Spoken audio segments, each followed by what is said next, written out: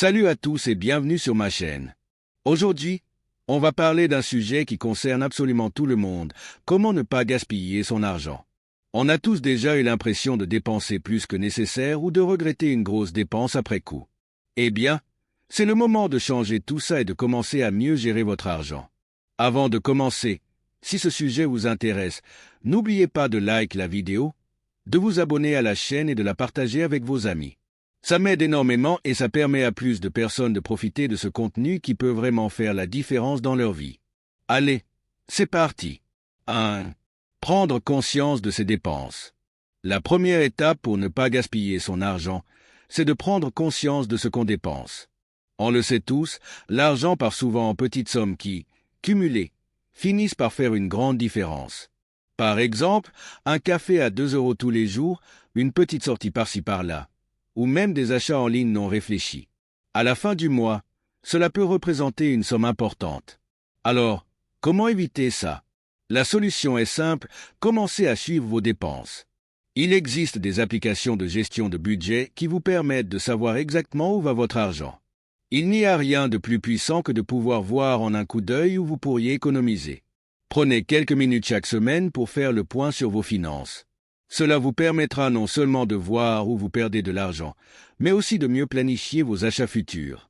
Si vous êtes intéressé par des outils ou des méthodes pour suivre vos dépenses, n'hésitez pas à me laisser un commentaire et je pourrai partager ça avec vous dans une prochaine vidéo.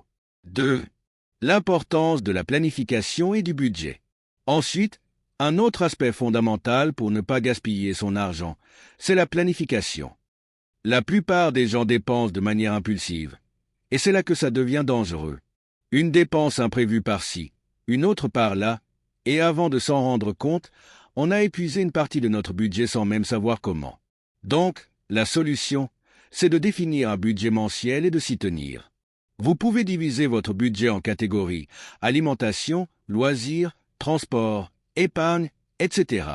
C'est très simple, mais si vous le faites sérieusement, vous verrez que cela peut avoir un impact énorme sur vos finances. Vous pouvez également prévoir une petite somme à mettre de côté chaque mois pour des économies ou des projets futurs. L'idée, c'est de rendre vos finances plus prévisibles et de ne pas vivre dans l'incertitude. Et si jamais vous avez des difficultés à établir votre budget ou si vous cherchez des astuces pour optimiser vos finances, je vous invite à vous abonner à la chaîne pour ne pas manquer mes prochains conseils sur le sujet. 3. Acheter intelligemment. Un autre point essentiel pour éviter de gaspiller son argent, c'est de bien choisir ses achats.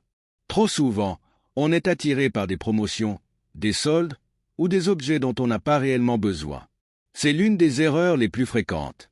Un bon conseil, avant d'acheter quelque chose, posez-vous cette question. Est-ce que j'en ai vraiment besoin? Si la réponse est non, c'est probablement un achat impulsif et vous ferez bien de le remettre à plus tard. Parfois, laisser passer quelques jours avant de faire un achat peut vous permettre de réfléchir et de réaliser que ce n'était pas une nécessité. De plus, il est toujours utile de comparer les prix avant de faire des achats importants.